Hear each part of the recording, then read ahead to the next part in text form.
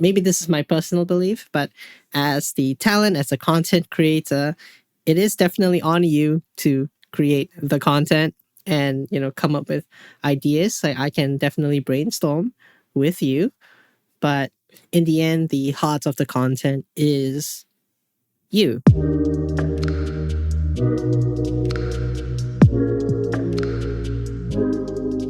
Welcome to Uploaded, where I, Angela, chat with VTubers about their journey, their favorite topics, and of course, what they've uploaded. One Autumn Tea Leaf is an indie Vtuber manager as well as a horn player in the Vtuber Symphony Orchestra.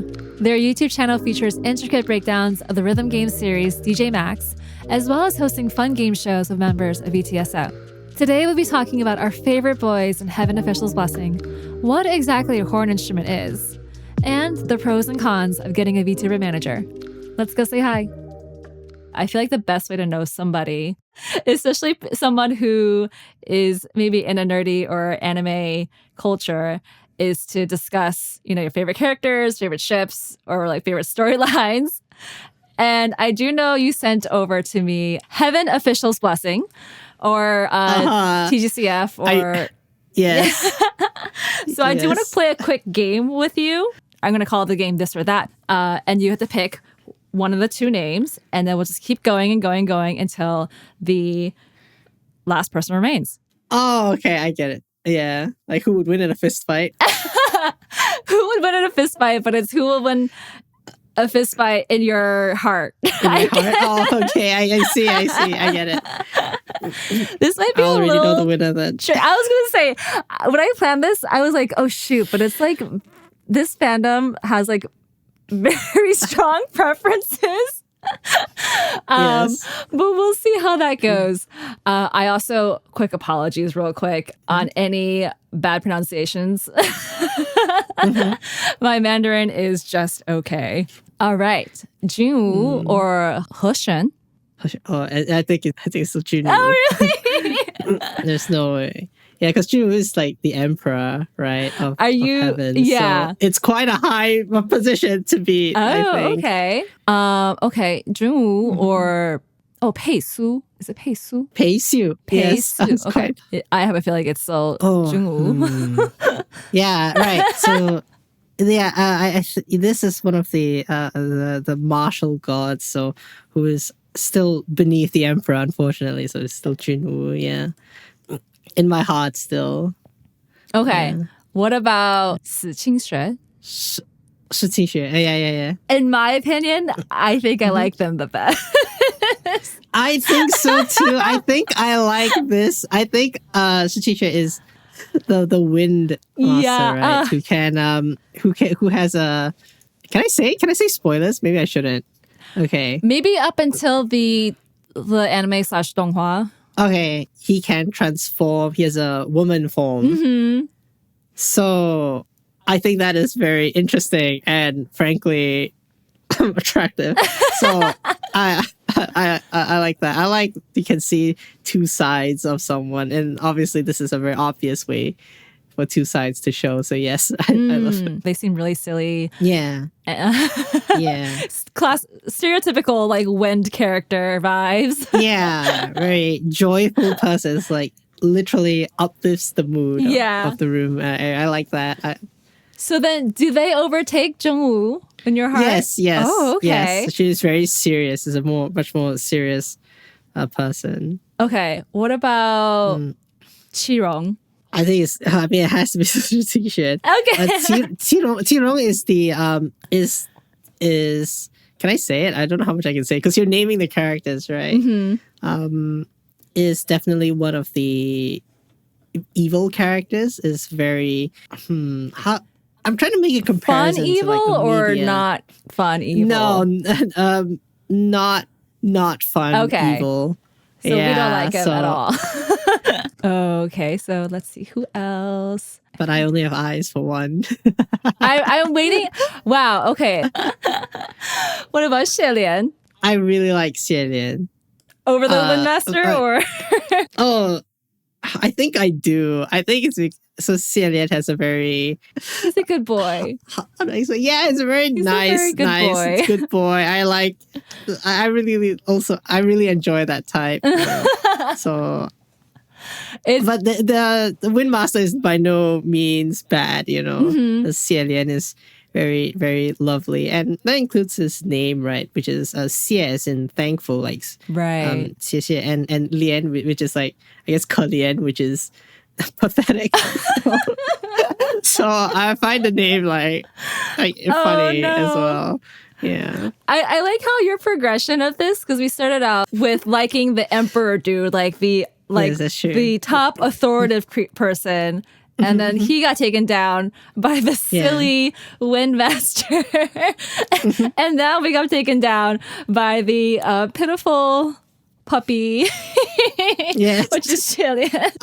So the emperor is definitely like Korean drama CEO type. That's what I imagine, but my preferences of course lie elsewhere. But that is by no means bad. If the rich Korean drama CEO, I'm not gonna say no.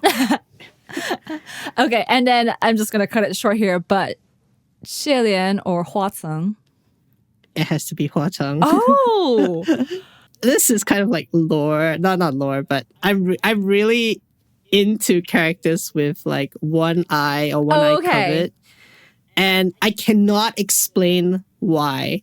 I don't know why. I really, really like characters with like a covered eye in some way, and I also think obviously Hua Cheng is a very powerful character in the series, so. Very generous, has a lot of basically has a lot of aura, and I just really just one very mysterious and very generous and obviously very kind person, but will take no crap from other people, right. and I really enjoy that. Yeah. Yeah. And when I say I'm attracted to them, right, I'm not attracted to them. Like, I don't want to be with them. I want them to be with each other, but I want to be there to witness it. Yeah. I feel that with my shipper heart so much.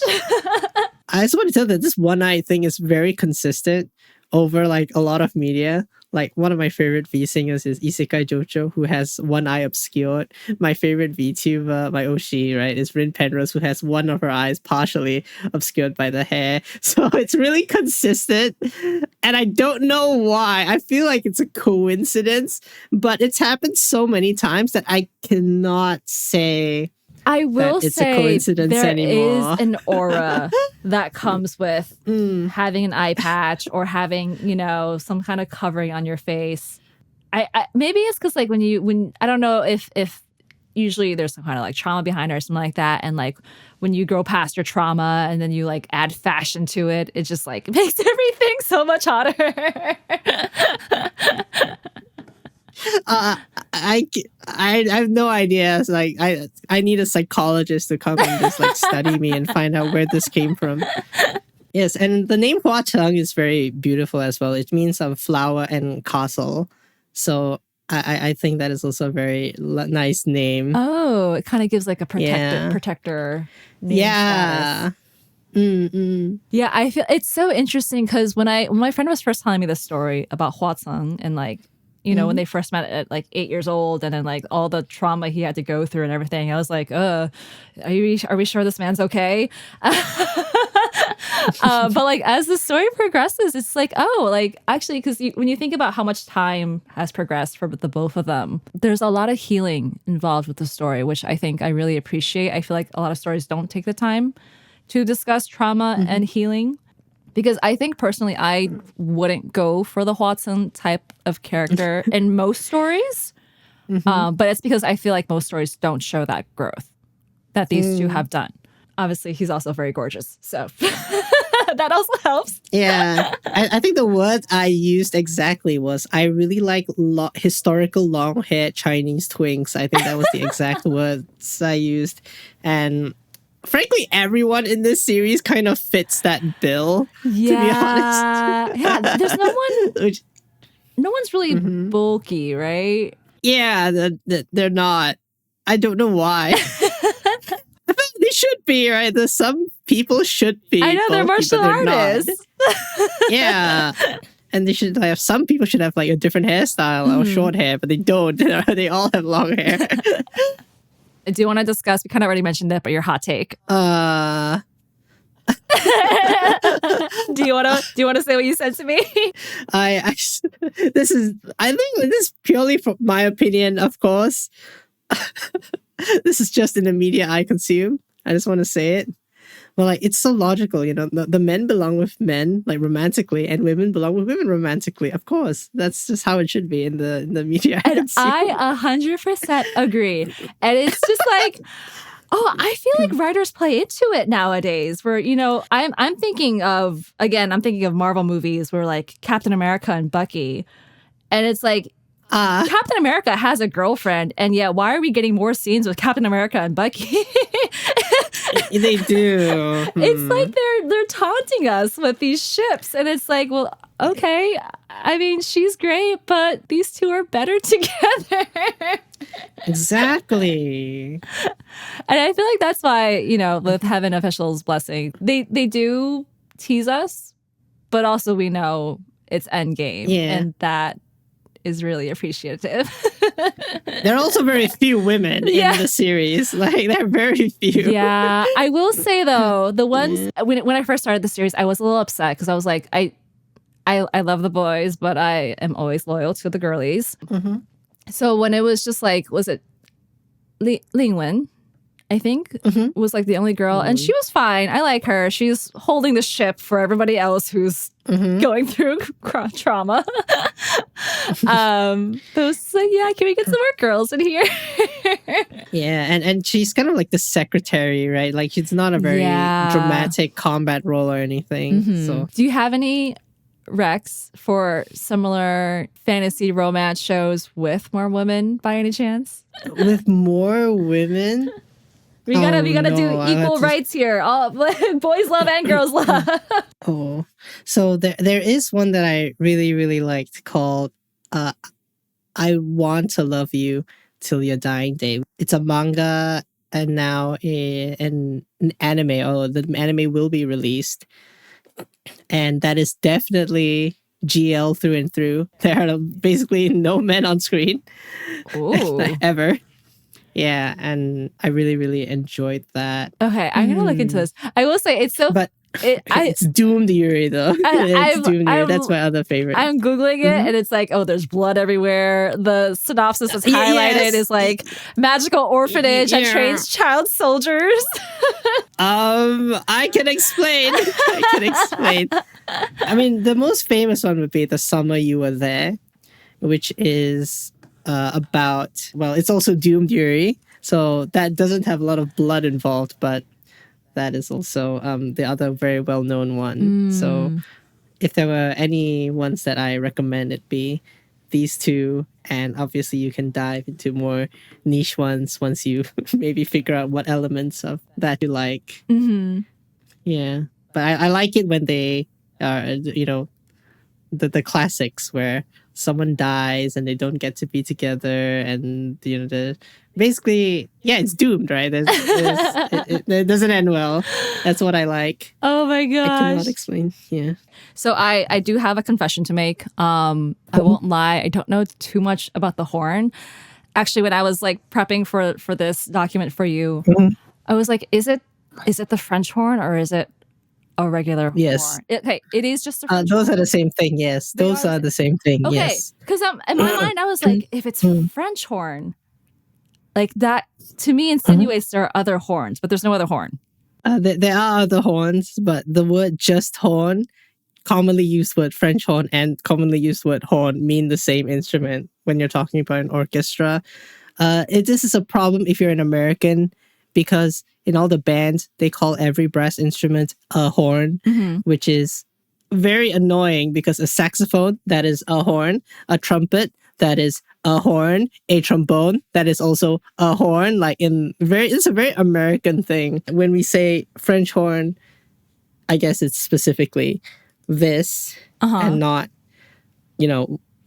literally any wind instrument, which seems to be also called a horn in America. They make it sound like anything you just blow air into is called a horn in America. See. But no, I don't think anyone else does that outside of Americans. Yeah. Typical American culture has to always be different. What drew you to this instrument? To be honest, this is like, you don't really choose your instrument. It's more like your instrument chooses you. And I can tell you that it was in, secondary school. So I guess for American terms, it'd be middle school. And I joined the band. And they wanted me to play in, obviously you have to choose your instrument. I have never played any other instrument at the time. And they let us try a bunch. However, I think I tried the flute first and I could not make a single sound on the flute. So they had me try something else. And the second one was the horn. And I could immediately buzz into a mouthpiece. And apparently that is all it took. So I did not try any other instrument that day. You were chosen. They immediately put me in the horn. And of course, I enjoyed it. So I just stuck with it ever since then. Okay. So that's kind of similar to, I feel like, American culture, where we also, I think it's around 5th grade. It's kind of middle schoolish era where they're like... How old is that? How old are you in 5th grade? God. That is a good question. Maybe 10 years old? Oh, okay. I think middle school is around 10 to 12 years old. 10 to 13 years old, maybe. So that's usually when I feel like they think kids can handle instruments at that point. Yes. But yeah, were people surprised that well, you said you didn't choose it, but are people surprised that you ended up with this instrument? I feel like I personally, there are definitely popular instruments out in the world, right? Like piano, guitar, violin. Were people surprised that you chose this instrument? I think it's more like my family's incredibly non-musical and non-artistic. Oh. I'm very different from the rest of my family. So I think they were just surprised that I chose the band. Loudest? And I chose it. Yeah, and I chose a musical instrument at all. I think they were quite surprised at that. I guess not specifically this instrument, but just instruments in general. Yeah. Do you have any funny stories? I remembered one time, it was so bad. My sister played violin and I was like, oh, well, I'll just try it too. And I was, basically just screeching on the violin. And my poor grandpa was like, I think you should stop. Oh, no. Do you have any, since you said your family aren't musicians, do you have any stories like that? Yes, I know my dad specifically said my playing sounded like farting. So, oh my god, yeah, which I was quite unhappy that day. Yeah, that's the only one time. I think my dad saw how much it hurt me that one time, and he never said it again. But he also never apologized. So, yeah, typical parents. I feel like it is so important for kids to learn instruments, but at the same time, it's like a double-edged sword with how loud and how much you have to practice said instrument. Yeah, it's expensive as that well. Too. It's not only for the instrument, right? There's also maintenance afterwards. And also, and probably the most expensive part is lessons. Which is also not just money, but effort, right? If you have to take the child to, a school, that is effort on your part. And of course, making time, making a schedule, making sure you're free to pick them up from the place. Or if the teacher comes to your house, make sure that it's a good environment for them to have a lesson. Yeah, it's a lot of effort and money. I know. I think that's why I also play piano, and I feel like my parents definitely spent a lot of time and money on that. So that's the one skill is you have to keep playing. The sunk cost fallacy. Exactly. Even if it's just for fun, keep playing. Other thing is that I actually also play violin. Ooh. And I know you're in VTSO, and so am I. I'm not sure if you did, but I applied first on the violin. Oh. To VTSO. Wait, so is that your, would you Yeah. consider that, can I ask why you chose violin over brass at first?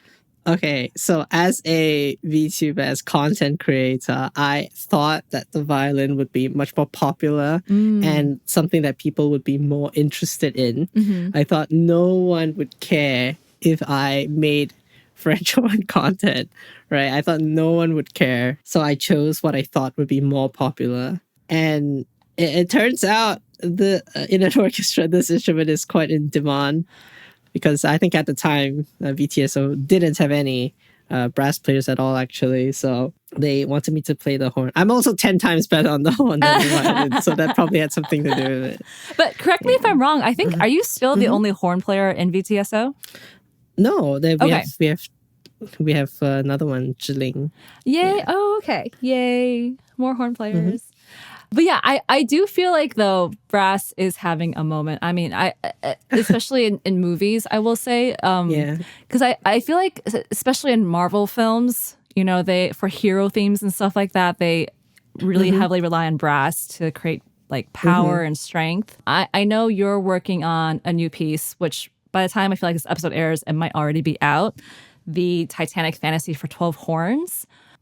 I don't believe the original Titanic score had a lot of horns in it. So what do you think this interpretation shows that is different from the original?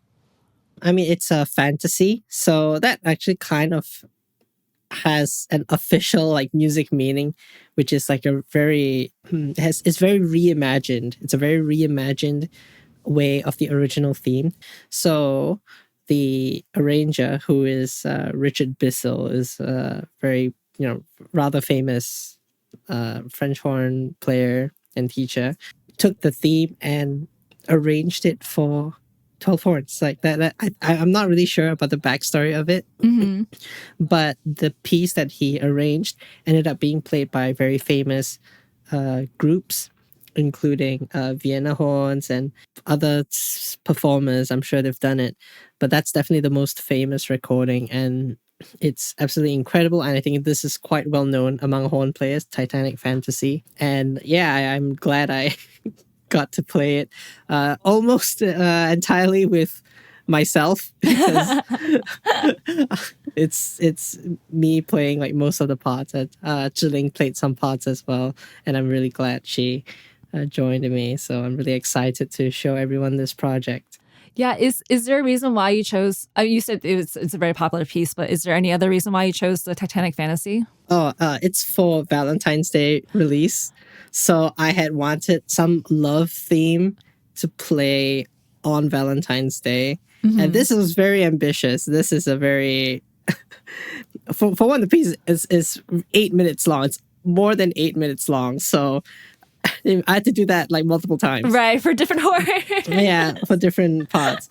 So yeah, it's just a very well-known love theme that I wanted to just have something like that for Valentine's Day. I would love to play something that everyone knows the theme of. I'm excited. Thank you, thank you. I did want to show you some memes as well that I might add. I'll probably edit I this. might have seen all of them, I think, to be honest.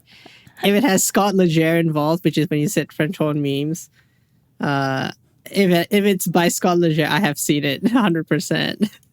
He is the prime horn content creator. Oh, okay. Yeah, on the internet. I found him, and so the one I sent you, his caption was "French horns are the perfectionist older siblings of the brass section." Do you agree with that? Because the French horn is, you might have heard this one before, that the horn is the quote unquote hardest instrument to play. And I can tell you the reason. If the reason why is that the partials are very close together, and there's a lot of them.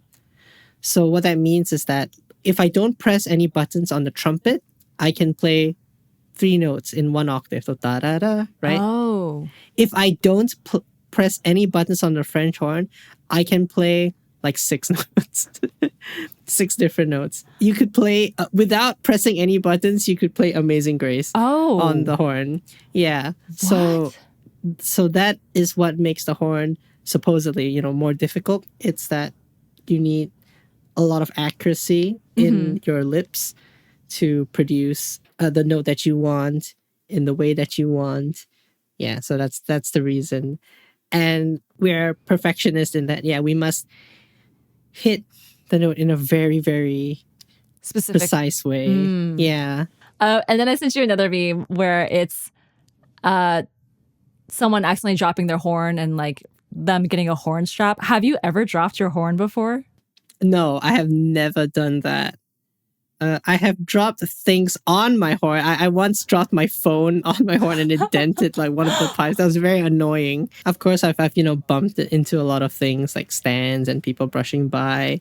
But this is crazy. If you dropped it like that, you might never. It might be breaking something, and you might need to send it for a multiple $1,000 repair. So that actually hurt my soul. Oh gosh, especially doing it like, I don't know if it was at a live orchestra or not, but if that happened to be on stage, I think I would just die. This is the most expensive thing I own. It is my instrument. Oh gosh. Yeah. And then the last meme I want to show you, I think this is a very classic one, is the Donald Duck one, where he's playing a trombone and then for some reason he needs to fit it in a box. The box doesn't fit, so he smushes the trombone into a French horn, and the caption is, "That's how French horns were created." This is just how it's made video, and this is exactly how French horns are made. First, you make the trombone, and then you put it in a hydraulic press, and done. That is exactly how it's made. Yeah, it's true. But along with being a horn player and also, surprise to me, a violin player, you are also a Vtuber manager. What is that like? I think it's really enjoyable and really fulfilling to watch the people that you work with have a lot of success, because their successes in a way are also my successes.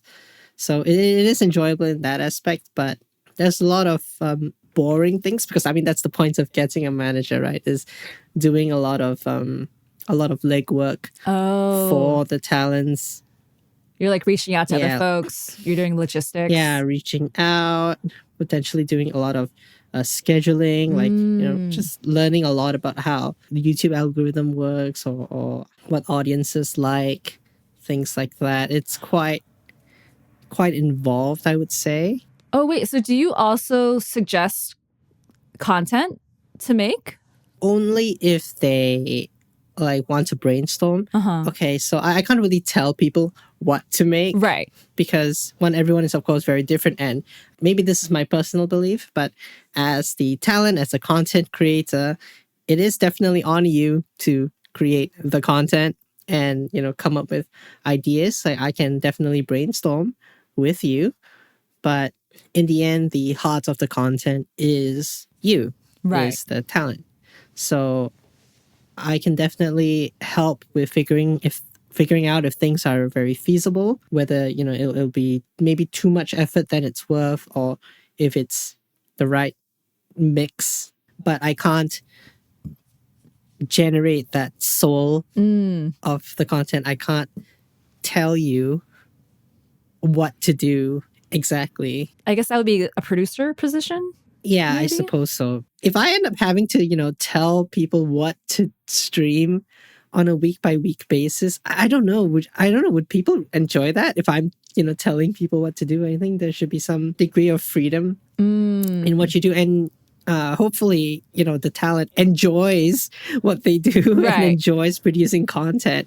And I think that is important, right? Knowing what you want and working to achieve that. And I think that's the part that a manager cannot do. I have a quick question, because I feel like I should know this, but I want to do a quick introduction for people who don't know.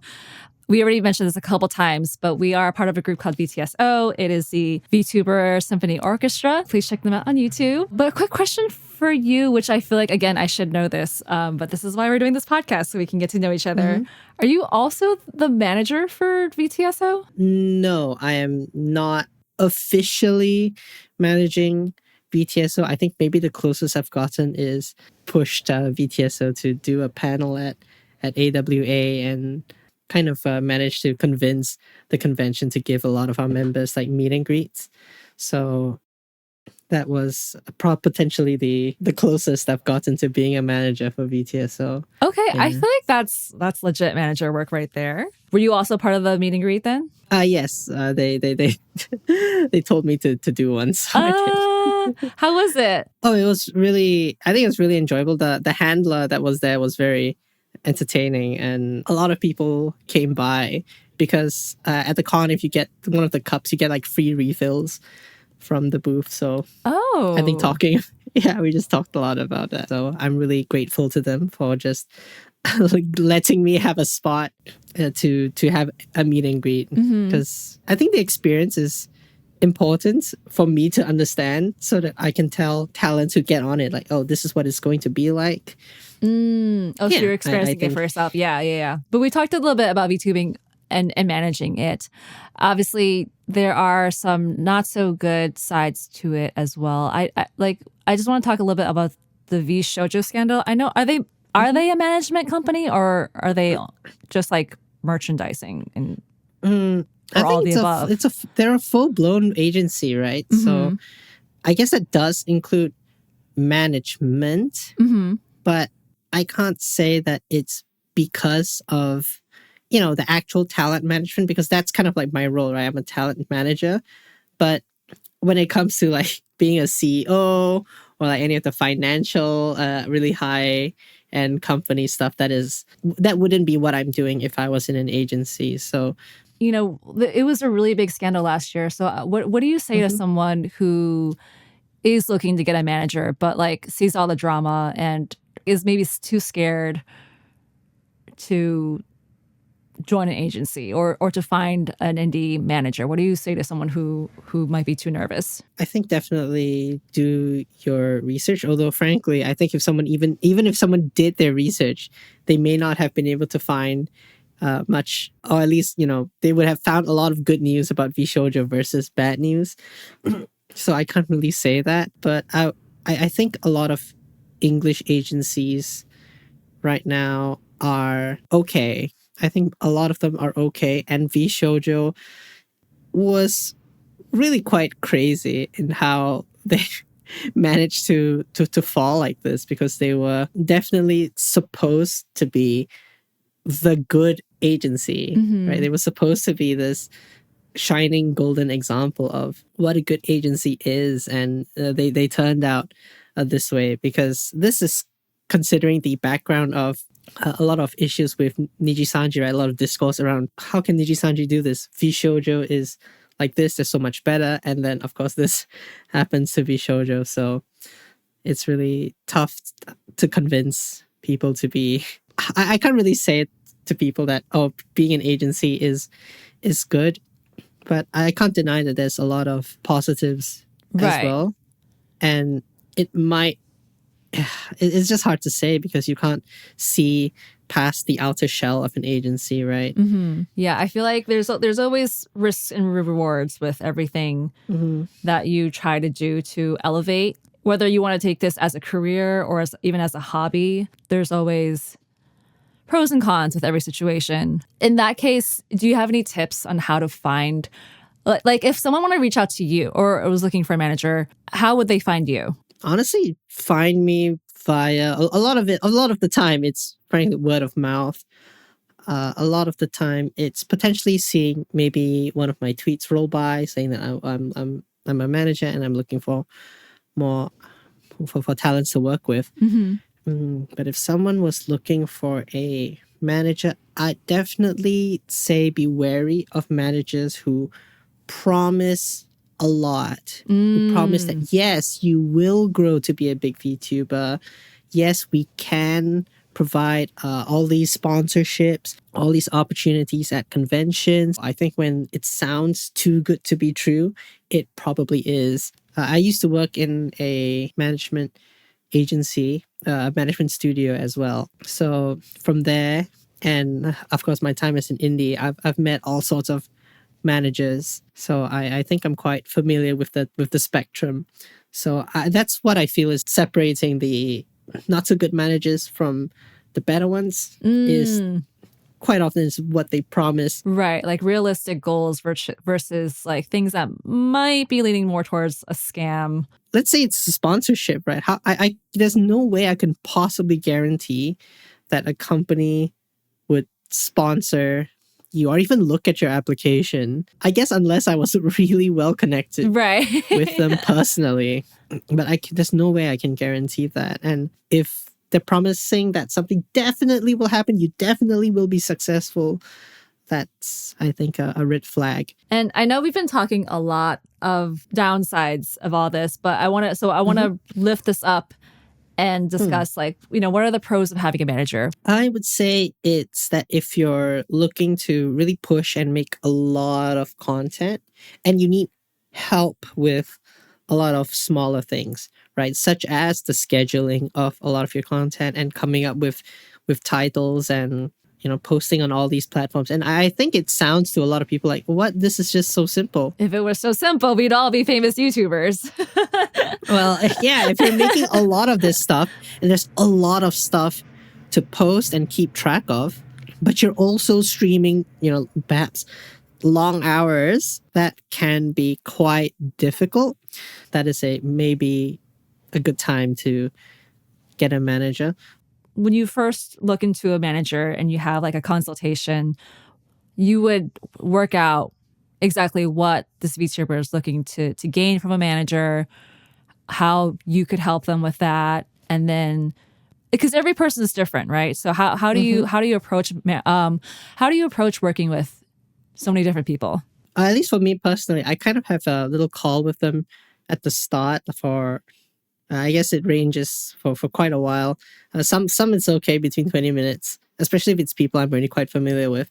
And then sometimes it takes an hour or more just to get familiar with what their goals are, especially. So at least that's what I do. I have this preliminary consultation, which I don't charge for. That's just, we're just talking about what I can do for you and what your needs are and what your goals are. Have you ever turned anybody down as a manager? I have, and it's for quite mundane reasons. It's because, all my slots are filled, so I can't take on any more work. Sometimes I think some people are not good fits. Like they have really sky high expectations. Like they have a lot of things they want done by a manager, but that's incredibly time consuming. And I could probably do it if, it is all I dedicated my time to. And they paid me a lot of money, like a livable salary, like all on their own. But usually that's not the case. So I say no in that situation as well. Or if I think, some people would be quite difficult to work with for, definitely a variety of reasons. So usually say yes. I think it was like, I went for almost an entire year saying yes to literally everybody because I think most VTubers are actually very easy to work with and they are very motivated in reaching their goals. But sometimes it's quite rare, actually, that I encounter someone that I would say no to. So that pre-call you do then with everybody is not just for you to get to know them, but also just like suss them out a little bit to see if you think you guys would work well together. Oh, definitely. I think it is, as you're starting out, it is good to say yes to anybody who wants to work with you and everything. But obviously, you have to protect yourself and like whether it's your mental well-being or your just like workload capacity. If you think it's going to be too much, I think it is also smart to say no every now and then. And I think it also reflects, as you were saying, about like what to watch out for management when they promise you too many things. If someone's asking you for too many things, that's also like that's not my job, that's your job. Yeah, like a lot of the things like coming up with like ideas of what to do on stream. I think that's not the part the manager should be doing. I think that is what the talent should be doing. Like unless we're in an agency, and we're like saying, hey, we have this agency event and you have to be a part of it, right? But I'm not that. I'm an independent manager. You should be the one to come up with content for yourself.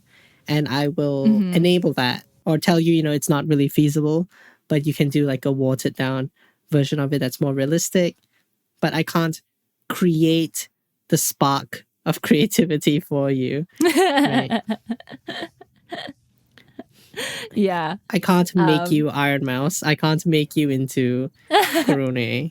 yeah, because I think no matter what, having goals is great if you want to be a really big VTuber or not. That's good to have, but also knowing that there are a lot of steps to get to those goals and then having those realistic check-off lists is going to be more healthy and more balanced for everybody who is helping you or just being involved with your projects. A lot of new VTubers, they see that, explosive growth that some now in quotation marks new VTubers have. I think a lot of them might not realize that a lot of these new VTubers are very experienced content creators in a flesh tuber self, right? Or they have a past VTuber life, or were just generally involved in a lot of communities, but didn't make content, start making content until like recently. So they look very new, but they have a very strong set of credentials behind them. And that's why it can look like, wow, suddenly this new, unbelievably talented person shows up. But that's because they had practiced and they have been doing the thing for a very long time before they started being a VTuber. So I think it's not really fair to compare yourself to people who are like, literally exceptions, right? Because what you don't see is the people who don't explosively grow. And there's a lot of people like that. So you definitely want to approach your VTubing journey with a mindset that isn't focused on numbers and trying to hit that explosive growth and trying to be like them. It's definitely to try and be more realistic and more grounded in your journey, right? And hone your own Right. ability rather than looking for that quick explosion that no one can guarantee. That means you're genuinely having fun with your work. Hopefully, you're enjoying your work and not constantly comparing yourself to others as well, which I think can lead to a downward spiral for sure. Definitely. I've definitely seen my fair share of VTuber downward spirals. Definitely Oh. the kind that, looks at what other people have and kind of crash out over it. It's quite hard to see. And I definitely don't want anyone to be like that. On some level, like if you're a very serious content creator, it is almost like necessary, right, to look at what other people are doing, how you're doing, what you're doing. And that is like some level of comparison. So if you're taking VTubing very, very seriously, I think striking that balance is really, really important of, the comparison, but without the mental breakdown. Right. Without the envy, without the impatientness of needing to get there. Yeah. I mean, it's not a guarantee that you will get it. So you might as well enjoy yourself along the way. But if your goal is to take it seriously and for this to be a career, you must also be willing to, put a lot of effort into it and potentially sacrifice quite a lot. Yeah, because I feel like that is also the stuff that people don't see on screen. Because like you mentioned about these new VTubers who are coming in who already have these skill sets, who already have experience. Like we didn't see that, but you can tell by the content they put out that they clearly do. So I think that's like with music and with instruments, like you have to keep practicing, you have to try new skills, and eventually one day people will see your improvement. I also feel one thing that really helps is community as well. We are a part of VTSO. In any industry you're looking in, whether it's VTuber or wanting to learn an instrument, how are you finding new communities to join and getting involved with them? Definitely I think perhaps one of the most straightforward way is, what you and I have already done, which is to be good at something and kind of do projects with that skill. So of course, the intersection is that we've joined this group, this musical group, and we can both use our skills and contribute to projects, and that's how we can form a lot of connections that way.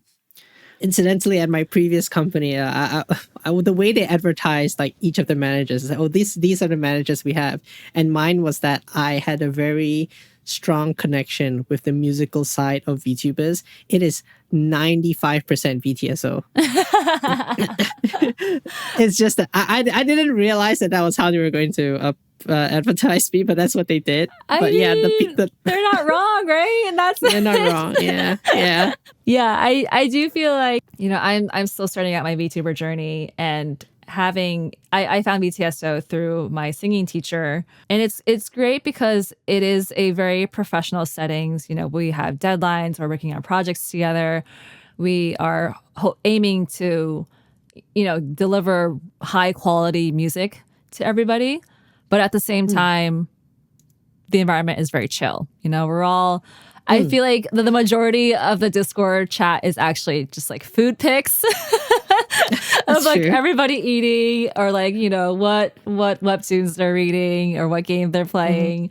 And I think that is the perfect mix of community right there, where, we all want to be creative and create great projects, but at the same time, also down to chill. Yeah. Oh, I had tweeted this the other time, which relates to this. I think what makes VTS so good for us is that the people are easy to work with because everyone is quite professional, right? It adhere to deadlines, communicative.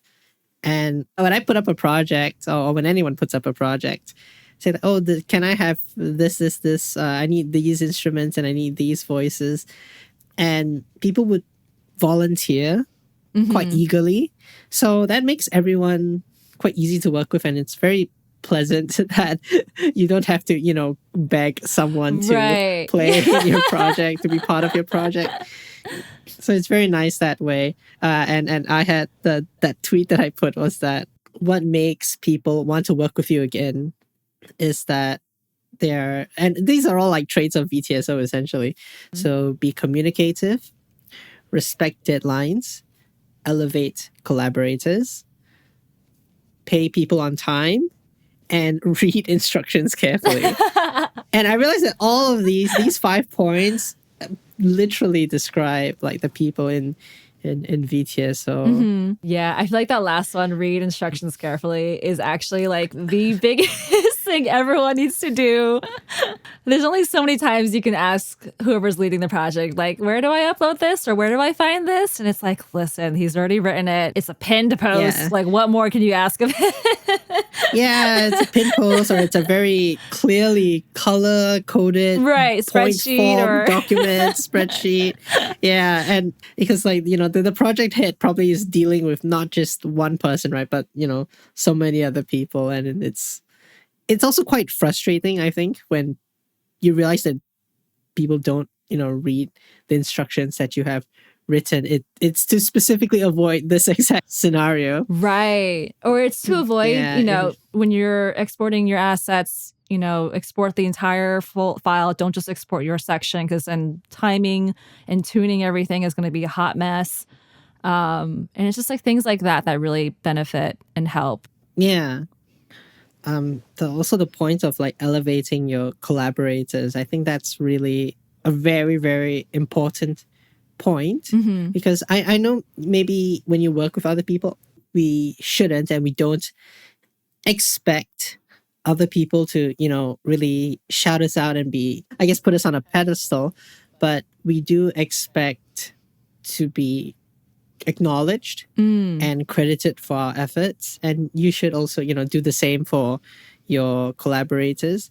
I think that really makes people want to work with you again, and therefore form a stronger relationship moving forward. Frankly, you'll never know whether this person that you formed a strong connection with, if you need something done the next time, maybe they know someone who can do that. It really starts just expanding, because that's how you build like a good reputation. It's by doing the 5 points and being really easy to work with. Yeah, and then you can start creating your own little community within a community. All right. right. Well, I think I'm going to wrap it here for today. Is there anything else you want to discuss? I don't think so. I think you've quite neatly run through everything about about what I do. All right. Thank you so much for joining today, and we'll see you guys next time. Bye-bye.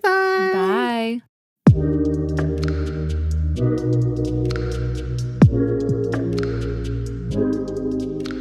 Thanks for listening to Uploaded, and thank you to One Autumn Tea Leaf for joining us today in this episode. If you liked our conversation, don't forget to like and subscribe, and let us know in the comments who you think the best fictional long-haired Chinese man is. Eye patch is optional. See you next time.